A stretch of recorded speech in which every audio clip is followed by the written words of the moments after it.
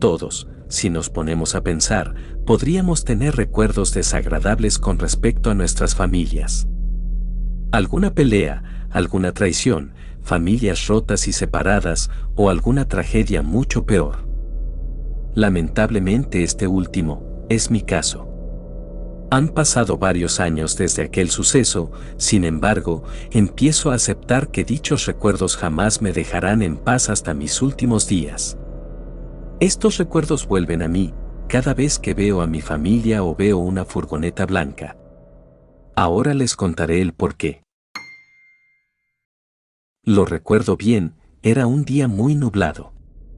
Yo tenía 16 años, y pude haber hecho cualquier cosa con tal de zafarme de nuestro ritual dominical. La familia de mi padre tenía la tradición de ir a casa de mi abuela cada primer domingo de mes para poder platicar de sus vidas y ver quién alzaba ese mes más alto la vara. Odiaba tener que presentarme y parecer ser el hijo ideal, ya que no lo era y mi padre lo sabía, por eso siempre antes de llegar me daba el mismo discurso aburrido. Hijo, tienes que aparentar ser bueno, no te pido mucho, solo no hables más de lo necesario y por favor, come con la boca cerrada. Esto me había dejado de molestar y sabía que, si no le hacía caso, tendría su hebilla marcada en la espalda por un par de días. Tantas golpizas le dieron frutos a mi padre, y eventualmente aprendí a sonreír y a mentir respecto a nuestra supuesta vida perfecta. La familia consistía en 5 hermanos y 5 hermanas. Todos intentando alardear acerca de lo bien que les iba, y si eventualmente alguien cuestionaba su felicidad artificial, salían disparadas las miradas, al igual que los comentarios hirientes no tardaban en aparecer. Puede ser que mi familia sea como cualquier otra y crean que estoy exagerando. Siendo sincero, ya no me importa realmente lo que piensen los demás de mí, y la verdad tampoco me importa mi familia. Los detestaba, y lo único bueno que hacían era darme una razón para escaparme con mi primo al término de cada comida, para encender un cigarrillo y escapar de esa casa que, más que ser un hogar, era un hospicio de envidias, celos y odio. Todo seguía su ritmo, todo era relativamente normal. Como dije, ya me habían entrenado lo suficiente como para que no me quejara, pero todo cambió ese nublado domingo.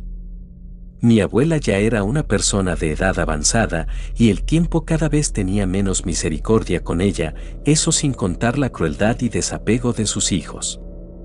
A mi abuela cada vez le costaba más hacer la cena y tratar con cada uno de sus hijos. Era claro que, desde la muerte de mi abuelo, no toleraba la vida con la misma facilidad y que notaba su ausencia a cada segundo. Esto lo sé, ya que sin que los adultos se dieran cuenta, se recargaba en la pared de su habitación con la excusa de ir al baño y lloraba en silencio. Pero ese domingo, la descubrió una de mis tías, mordiéndose los labios para no hacer ruido y con la cara en la pared. Mi tía bajó las escaleras corriendo y mientras lloraba exclamó: Nuestra madre se ha vuelto loca.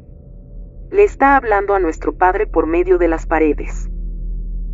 No pude creer la falta de tacto y de raciocinio. Claramente no le hablaba a las paredes, claramente estaba deprimida, pero nadie quiso detenerse a pensarlo y lamentablemente yo no fui lo suficientemente valiente para alzar la voz. No quería recibir otra golpiza de mi padre, no 3 en una misma semana. Mi padre corrió en busca de mi abuela, la tomó del hombro y la bajó de las escaleras casi cargando. Ella se resistía, puso 1000 peros y excusas, pero ninguna sirvió. La mente de cada uno de mis familiares se había encasillado en una misma idea: mi abuela estaba loca. La sentaron en la mesa del comedor, y sin darle tregua las preguntas le llovieron, y ella no pudo responder ni una sola. ¿Escuchas voces, mamá? ¿Estás loca, mamá? ¿Hace cuánto que estás loca? Ese desagradable interrogatorio no paraba, y parecía que incluso se habían olvidado a quién le estaban hablando, y que su madre se había vuelto solo un bicho raro que no encajaba con las cualidades que esperaban de ella. Soy un cobarde, lo sé, me limité a observar mientras mi abuela tapaba su cara y sus lágrimas con sus manos, rogando que alguien le ayudara. Pude ver la misma cara de horror en varios de mis primos, Algunos llegaron a hablar, pero su voz fue opacada por el tono de las preguntas y los sollozos de mis tías más jóvenes. Después de varios minutos, por fin hubo un poco de paz. Todo el mundo tomó un minuto para respirar y fue justo en ese momento que vi cómo brillaron los ojos de mi padre. Sabía que algo tenía en mente. Habló lo suficientemente fuerte para que todos lo escucharan. Familia, creo que es inevitable la tragedia que se nos ha presentado, pero no tenemos por qué creer que todo está perdido. Para nada, de hecho, creo que nos dimos cuenta justo a tiempo para enmendar los problemas y para darle las gracias a nuestra madre. En el trabajo, he platicado con un par de funcionarios públicos, y al parecer les surgió un problema similar, pero la solución fue sencilla. Sacó un papel de su portafolio café, más bien un tríptico con el título en letras doradas y una casa blanca en la portada. La fortuna. Mostró a todos el tríptico y se lo entregó a mi tía que se sentaba a su derecha para que lo examinara y luego lo pasara. La fortuna. Descanso continuo para los que ya no corren a la velocidad de la vida actual. Me parece una gran idea y por fortuna de mi madre, ha tenido suficientes hijos como para que el precio dividido entre todos sea solventado. Mi madre aplaudió la decisión, yo simplemente vomité en el piso. Me daba asco la idea que tenía mi padre, ya que sabía que su intención era que mi abuela saliera de la casa para poder venderla y obtener un dinero extra. Lo sabía porque era un tema familiar recurrente a espaldas de mi abuela. Era tan recurrente y público el tema, que los ojos de cada uno de mis tíos brillaron al ver el precio en números rojos en la parte de atrás del tríptico. Mi padre volteó a verme y en medio de su epifanía me soltó una cachetada por haber vomitado. Todos, menos mis primos, aprobaron el gesto. Caí al suelo justo encima de mi vómito. El olor a bilis era menos desagradable que la mueca de placer que tenía mi padre en la cara. Me levanté y me dirigí al baño para lavarme, y cuando regresé presencié un cuadro dantesco. No supe en qué momento el infierno se había mudado al comedor de mi abuela. Ella no paraba de llorar y pedir perdón, se disculpaba diciendo no estar loca y pedía piedad a mi padre que la hacía de juez, a mis tíos, a todos, pero todos la ignoraron. Ella no dejaba de repetir: me portaré bien, me comportaré, no volveré a llorar, ahí solo me haré vieja, nadie me va a cuidar y ustedes no me van a visitar, ya no haré ruido, lo prometo. Mi corazón se partió, pero me dolía más mi falta de agallas y la marca de la mano de mi padre en mi cara. Al final nadie dijo nada. Le marcaron al asilo La Fortuna y quedaron de pasar por ella a primera hora de la mañana siguiente. Ya está hecho. Continuó mi padre. Yo me encargo de las primeras mensualidades, siempre y cuando ustedes estén de acuerdo con dividir las siguientes, al final de cuentas también es su madre. ¿Qué les parece si nos vemos mañana a primera hora para acompañar y ayudar a mi madre a tomar sus cosas? Mi abuela, al escuchar estas palabras, dejó de llorar. Creo que sabía que no había vuelta atrás, se levantó de la mesa y pidió permiso para subir a su cuarto. Nadie le dijo nada. Ella caminó lentamente, sin perder la mirada del suelo. Me quedé un rato entre los adultos. Fue increíble que no tardaron más de 10 minutos en traer a colación qué es lo que harían con la casa de mi abuela. La mayoría estuvo de acuerdo en venderla, solo una tía pidió habitar la casa, pero se lo negaron y le dijeron que a lo mucho podía llegar a utilizar la pequeña casa que se encontraba en la parte trasera del jardín, que ahora funcionaba como bodega. Ella se rió y aceptó la oferta. La casa se vendería por separado y la bodega se usaría como un cuarto extra para quien quisiera llegar a ver qué uso le daban a la casa los nuevos dueños. Después de haber terminado con este asunto, acordaron los hombres de la familia regresar al día siguiente para asegurarse de que no se le olvidara nada a mi abuela.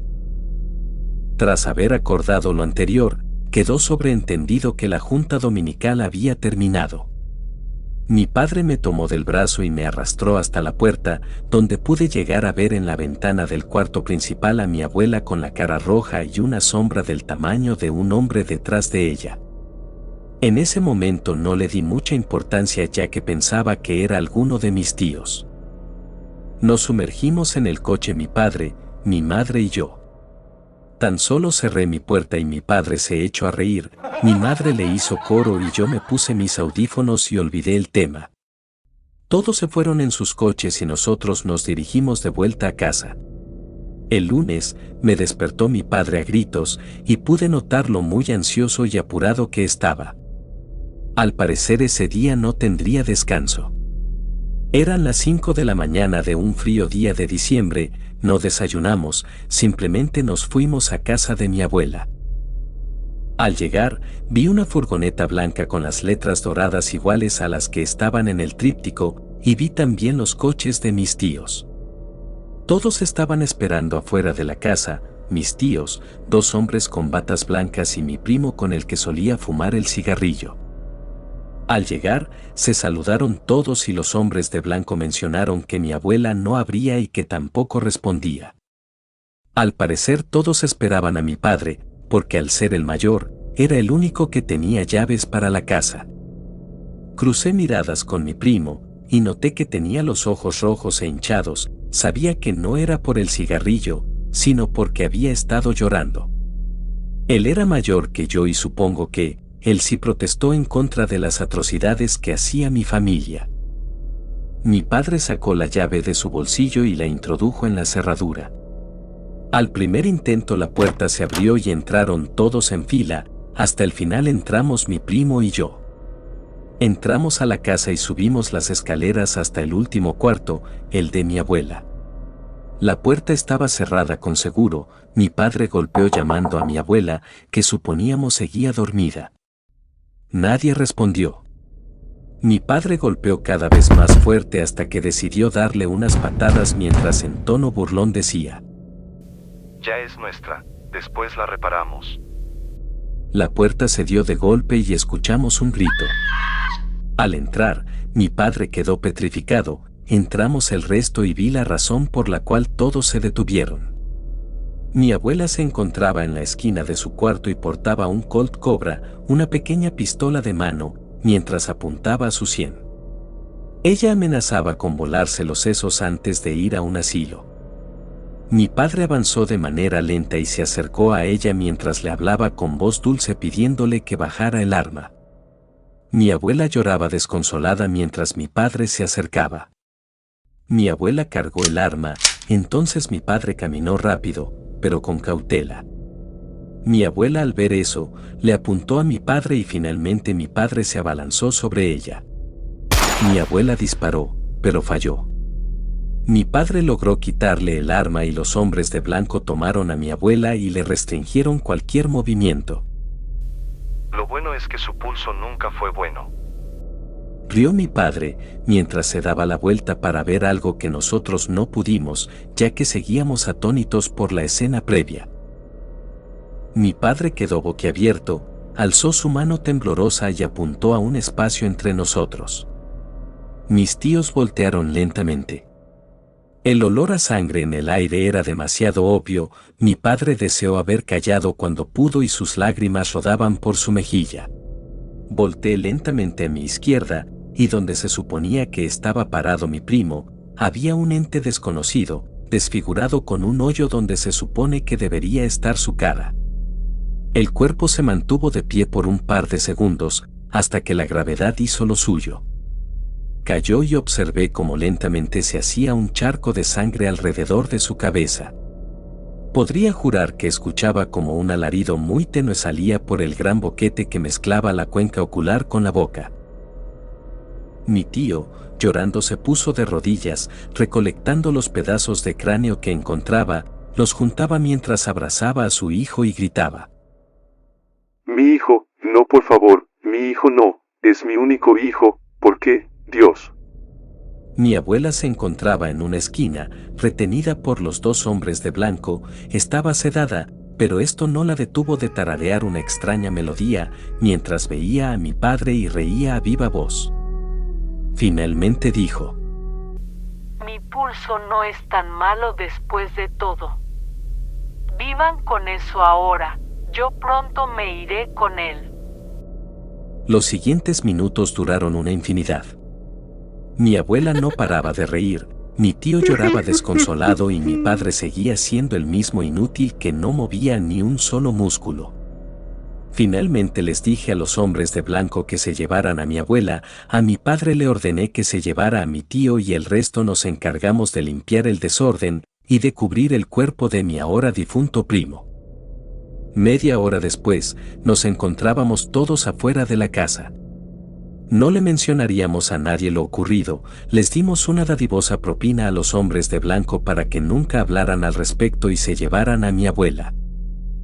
Mi padre amordazó a mi tío y lo encerró en nuestro coche, les pedimos un sedante a los hombres de blanco y se lo inyectamos a mi tío. La casa eventualmente se vendió y poco a poco la familia fue tomando rumbos diferentes. Extraño mucho a mis primos, pero con el que tenía una mayor cercanía ya no estaba más entre nosotros. Me hizo mucha falta durante los años siguientes. Lo último que recuerdo de aquella semana es ver cómo una furgoneta blanca con letras doradas a su costado se llevaba lo que quedaba de mi abuela. Pocos años después, empecé a trabajar. Para llegar a mi lugar de trabajo, debía de pasar por esa maldita casa. Vi cómo ya había una nueva familia establecida y se veían como una familia más unida y feliz al contrario de la mía. Pero en algunas ocasiones, de regreso a mi casa por la noche, al pasar al frente de dicha casa, me parecía ver una sombra en la ventana superior donde quedaba la habitación de mi abuela. Me daba mucho miedo y recordaba aquella vez que mi padre me sacó de la casa. En ese momento, pensé que era un tío, pero, ¿y si no lo era? Entonces, ¿qué o quién era esa sombra? ¿Habrá tenido algo que ver con la forma de actuar de mi abuela aquel día? No pienso en cosas paranormales, no soy muy creyente que digamos. Sin embargo, creo que aquella sombra, de ser real, podría ser algún tipo de resaca que dejó todo el odio, envidia, falsedad y maldad que tenían la mayoría de mis familiares durante tantos años. Solo espero que la nueva familia que vive allí no les pase nada malo. Muchas gracias por ver el video. Si te gustó, por favor apóyalo con tu like. Si es la primera vez que me ves, te invito a que te suscribas al canal y actives la campanita para que no te pierdas de ningún contenido. Aquí podrás encontrar una enorme variedad de historias extrañas del mundo que vivimos. Si tienes alguna historia que quieras compartir, no dudes en escribirme. Un enorme abrazo a todos y buenas noches.